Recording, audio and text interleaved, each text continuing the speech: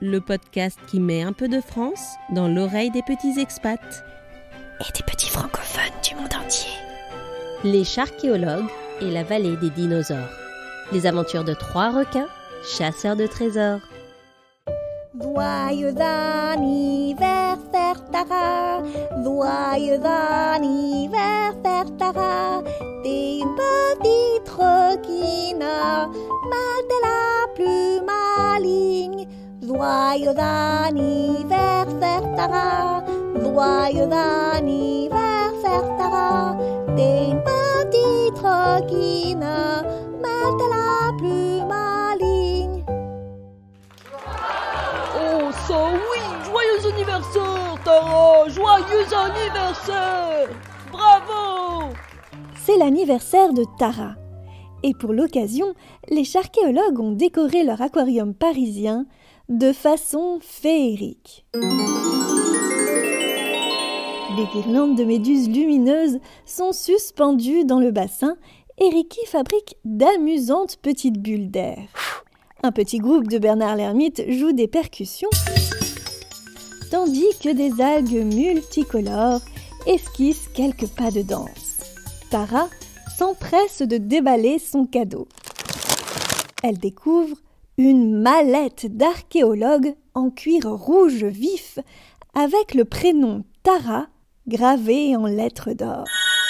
Waouh! C'est magique les amis! En plein dans le mille! Une nouvelle sacoche pour mes outils! Vous n'auriez pas pu trouver un meilleur cadeau. J'ai hâte de l'utiliser. Au moment où elle prononce ces mots, la tablette de Ricky se met à carillonner. Ricky abandonne sa pompe à bulles et clique sur la petite enveloppe qui s'affiche sur l'écran. Ah, ça vient de loin ça! On a reçu un message des États-Unis. C'est le Muséum d'histoire naturelle. Voilà ce qu'il nous dit. Bonjour les Sharks. Un groupe de touristes a trouvé une fémur de dinosaure au nord des États-Unis. Nous cherchons les meilleurs spécialistes pour extraire la fossile et compléter la collection du muséum. Répondez si intéressé. Tara en frissonne de plaisir. Pas le temps pour le gâteau, tant pis. En route pour les États-Unis alors. Je sens que cette expédition va être monstrueusement cool.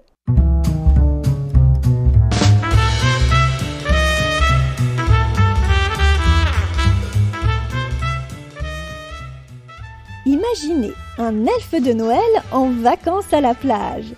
Une longue barbe blanche, un crâne chauve coiffé d'une casquette et des lunettes de soleil sur le nez. Eh bien, c'est exactement à cela que ressemble le directeur du Muséum d'histoire naturelle. Bonjour les Sharks, bienvenue à Hell Creek, le ravin de l'enfer. Devant eux s'étend un désert rocheux avec des collines grises, marron et orange. Squall scrute l'horizon avec émerveillement. Waouh! C'est comme si le temps s'était arrêté ici. Grâce à la vase, les dinosaures se sont figés pour toujours. Leurs os se sont transformés en pierre. Ils se sont fossilisés. Le directeur du muséum hoche la tête. Vous voyez cette colline, c'est là que nous avons découvert une os gigantesque, un fémur. Regardez, il est énorme, c'est incroyable, la méga surprise. Les charchéologues se mettent immédiatement au travail. Au pied de la colline, Tara ouvre sa belle sacoche rouge et en sort un marteau, un burin et une brosse à poils doux. Elle tape, elle pique et dégage doucement l'os de la roche. Le fémur fait plus d'1 mètre de long. Squall l'examine longuement avec sa loupe et tombe à la renverse d'émotion. Les amis, nous avons entre les mains un fossile de Tyrannosaurus Rex. Bah alors, Squall, remets-toi enfin, c'est qu'un tas d'os après tout. Comme à son habitude, Squall fait la leçon à Ricky. Ricky, enfin! Les dinosaures ont disparu il y a 65 millions d'années, ce qui veut dire qu'un squelette de dino, c'est rare. Et encore plus si c'est un Tyrannosaurus rex. Imagine un géant de 4 ou 5 mètres de haut qui fait 6 tonnes et qui dévore avec ses grandes dents bien affûtées. Un sacré spectacle. Allez, il faut continuer à fouiller. Alors, Ricky a une idée. Elle fait décoller son drone qu'elle a muni d'un laser pour scanner une zone plus large autour de la colline. J'ai trouvé quelque chose! C'est un morceau de vertèbre! Le reste de la colonne vertébrale doit être sous ce bloc. Les 3 requins ont pratiquement dégagé le dos du dinosaure quand une violente secousse fait trembler la terre sous leurs nageoires. Le sol vibre d'abord légèrement, puis de plus en plus fort. Terrorisé, Ricky se met à courir comme un poulet sans tête, sous les yeux amusés de Tara et Squall. Au secours, c'est le dinosaure, il se réveille! Tout à coup, la terre se soulève. Et dans un nuage de poussière, les sharks se retrouvent nez à nez avec...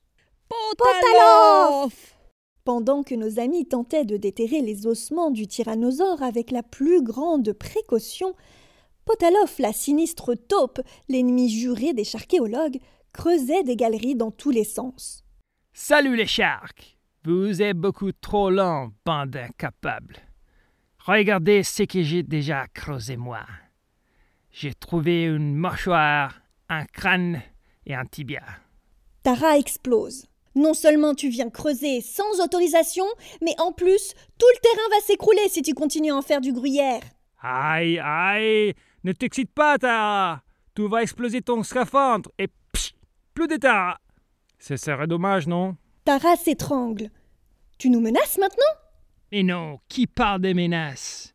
Je te propose un marché. C'est lui qui trouve les crânes en premier, garde le dino pour lui. C'est fair play, non? Moi, je peux vous dire que j'imagine déjà le squelette des tyrannos chez moi. Ce serait classieux, non? Parfait comme décoration dans mon salon. À peine a-t-il terminé sa phrase qu'une énorme fissure fend la terre sous leurs yeux.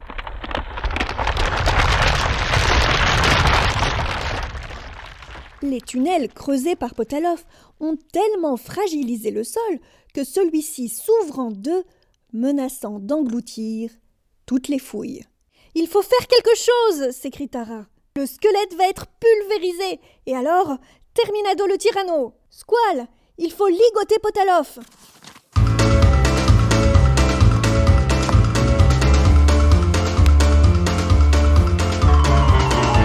Lâche-moi, vieux rascal! Pendant ce temps, Ricky et Tara cherchent une solution pour stabiliser la faille qui s'agrandit à vue d'œil. En fouillant dans son sac à gadgets, Ricky brandit un tube. Du gel adhésif, ça pourrait colmater la fissure. Ricky verse le gel dans la crevasse, mais la faille continue à gagner du terrain. Tara lance alors un autre tube à Ricky. Et la mousse expansive, ça peut marcher ça, Ricky, non? Les deux aventurières injectent la mousse dans la fissure. La mousse se met à gonfler comme un nuage de chantilly. Le liquide se solidifie en quelques secondes et remplit la crevasse. Tara et Ricky poussent un soupir de soulagement. Ouf, je crois bien qu'on a évité le pire. Les jours qui suivent, les charchéologues achèvent de dégager le dinosaure. Une fois leur besogne terminée, ils placent délicatement chaque morceau de squelette dans de grandes caisses en bois pour les transporter jusqu'au Muséum d'histoire naturelle. Quand soudain, Ricky pousse un cri d'horreur. « Là, il manque un tibia et 3 dents !» Les charchéologues se tournent alors vers Potaloff. Mais toujours aussi fourbe, la taupe s'est libérée pendant la nuit. « Il a déguerpi ! Vite, mon drone !»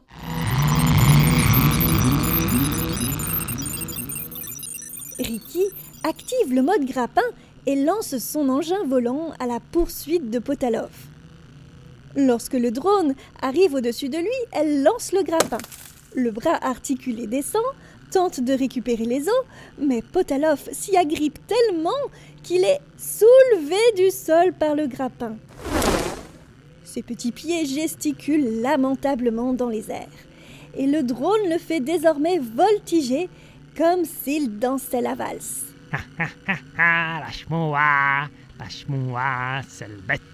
Et vous, les sharks, je vais vous faire regretter ça.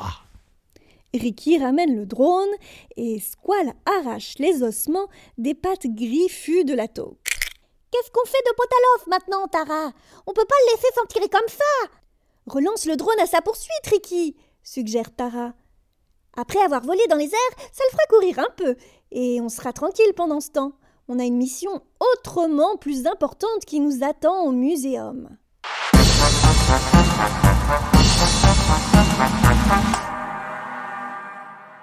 Lorsqu'ils arrivent au musée suivis d'une dizaine de caisses, le directeur n'en croit pas ses yeux. Mais il y a combien de fémurs là-dedans? Monsieur le directeur, on ne vous ramène pas un fémur, mais un squelette complet. La totale crâne, vertèbres, mâchoire et les 60 dents du dino, bien sûr. Et pas une seule qui manque, je vous le promets, lance malicieusement Tara. N'est-ce pas les sharks?